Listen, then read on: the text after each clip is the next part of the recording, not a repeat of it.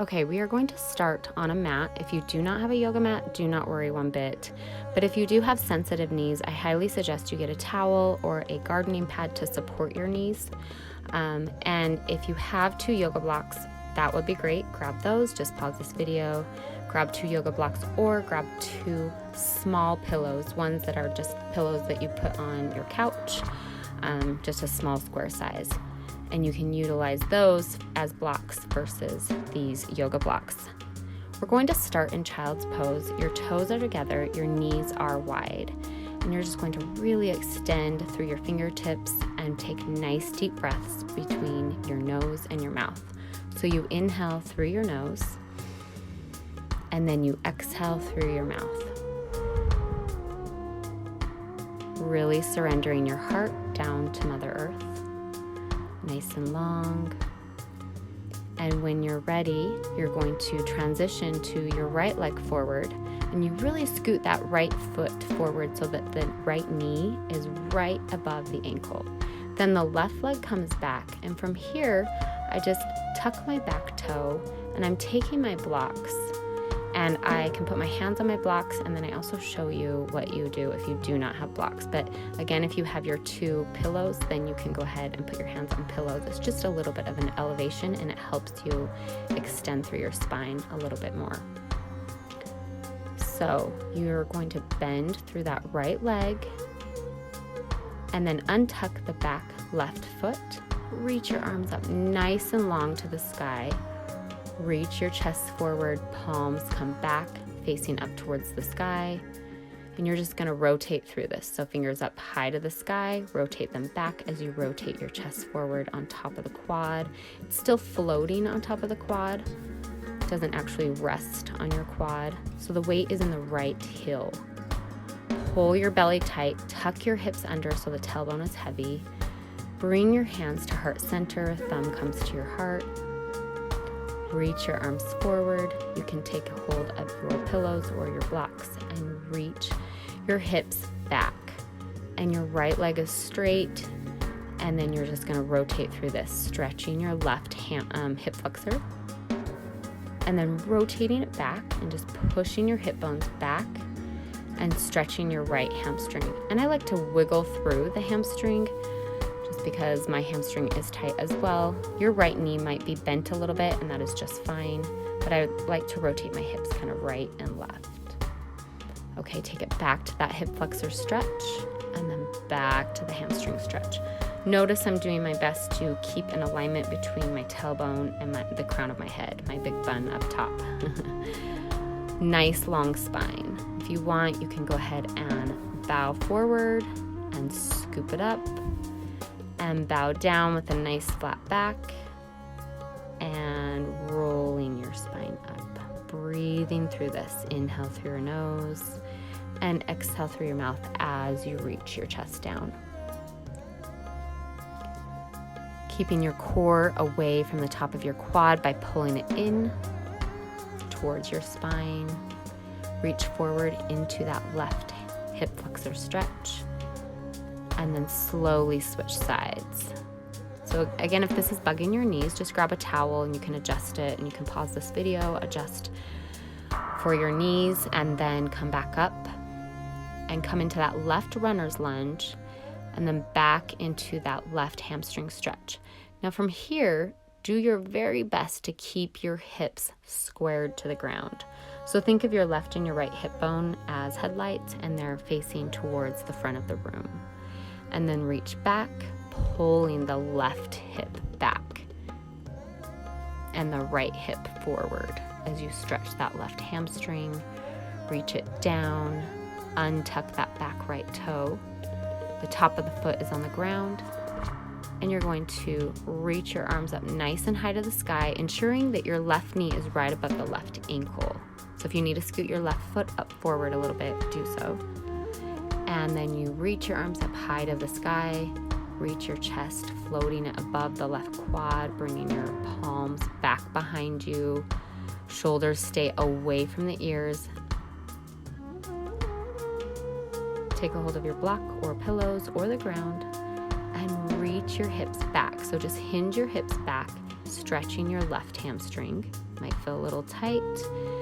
Notice here, I bring my blocks back, and this is so that I can get more extension through my spine versus having to crunch through my spine when I lean over. Just move through this, so right hip flexor stretch, back to a left hamstring stretch. Kind of wiggle left and right to move through that left hamstring.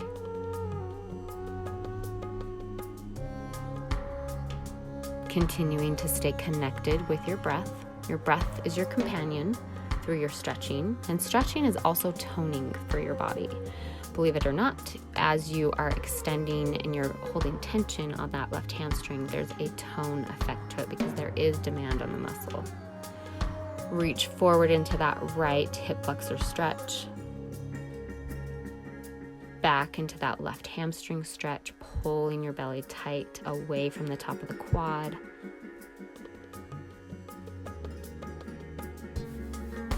Pulling your shoulders away from your ears. Nice long spine. And from here, we're just going to rotate onto our back. And I'm going to take one block and put it in between my knees. You can also take one pillow, or you could take a book, a ball, one of your kids' basketballs, anything like that. So, and if you don't have anything right now, don't worry about it. Just find it for the next time you do this video. You do not have to have a block in between your knees, okay? So what you're going to do is just lift up and then crunch up. So if you don't have anything in between your knees, just have your feet hip width apart, toes are forward, weight is in the heels, lift up through your glutes, and then come down and then crunch up. So lift, come down, exhale through your mouth as you come up. So inhale, and then exhale, and we're gonna go for 2s here. And now we go for 3. So lift 3, 2, and 1, and then set your glutes down, exhale, 3, 2, and 1. Keep breathing through it. If you feel like you don't have your breath down correctly, that's okay. That comes with practice and time. Just do your best to take deep breaths through this entire process. Now we're going to go for 4 or 5, we'll see. 2, 3, 4, one more, and 5, and down. Good. And crunch. Now if you want, you can bring your feet off the ground or keep them on the ground as you crunch 5 times. Really supporting the back of your head with your palms. And then from here, we're going to just do a small spinal rotation, side to side, left, and then right, and then left, and then right. I'm just slowly moving side to side. My palms are flat on the ground, left and right. And when you're ready, remove the block and then bring your knees into your armpits, and then we're going to roll our ankles outward. So outward, counterclockwise, and then you can go clockwise, whatever your brain can do right now, but just try to do both directions, inward and outward, tracing a circle with your toes. Really compress your knees towards your armpits. Try your very best to have your tailbone down on the ground versus lifted high up, and that will really extend into your lower back, which feels great. From here, we're going to transition to a figure 4 stretch with our left leg. I have my right knee up. If you want to put your right leg down and your right foot on the ground, you can do that. You flex your left foot to support the left knee and pull that left shin in towards your body. When you're ready, you can go ahead and switch to the right. We're not holding too long, just a small little stretch so you can understand how tight your hips might feel. Just bring in awareness. And from here, we're going to roll up and go into a butterfly stretch where you pull the bottom of your feet together. You sit up nice and high, crown to the ceiling, and then you lean over. If you want, you can go ahead and put pillows under your knees or blocks under your knees, and this feels really good. I like it specifically for my lower sacrum area, the 2 bones on your lower back. It feels like it's really giving it expansion. You may feel it in your hips, your outer or your inner thighs, outer thighs, all of it. If you want, you can extend your fingertips forward or just bow towards your feet. Taking nice deep breaths, staying connected with the inhale and the exhale. I like to rock side to side, just like that hamstring stretch. Just kind of move and flow through it left and right. From here, I take the blocks out. I hold on to each side of my feet. I reach my crown of the head to the sky and I bow forward, doing my best to keep a flat spine, meaning from the crown of my head to my tailbone, I'm trying to have a nice straight line. From here, I'm going to show you a really cool stretch. I'm going to put my head on a block, and notice it gives that nice, good neutral alignment for my neck. This is a great way if you need to do a lot of texting.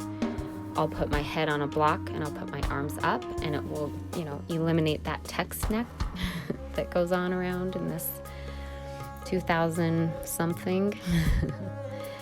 And I'm just going to relax right there. And I also rotated it a little bit. That feels really nice. And sometimes I'll just rock my head side to side. And then I'm also going to take the other block here in a moment. But if you want, you can just relax here and just surrender to Mother Earth, honoring your practice, honoring your movement, honoring the awareness that you received throughout this yoga body alignment. You can stay there, or you can come in through this really fun stretch that I love. I take my block on a vertical and I put it right mid-spine. Sometimes it will kind of crack my back a little bit, and then I will sometimes just bring my head up and stretch it, and then I'll take that other block and I'll put it upright right there. And there's lots of different variations of where you could put your block behind your head right there. But this opens up that shoulder blade area. And again, if you don't have blocks, I just want you to surrender into that savasana where you're just flat on the ground with your palms up to the sky, relaxing. But from here, I just wanted to show you some different ways you could align your spine if you're ever having some mid-back tightness and neck tightness. This really helps open it up. Thank you so much for practicing with me today. Come back again, and namaste.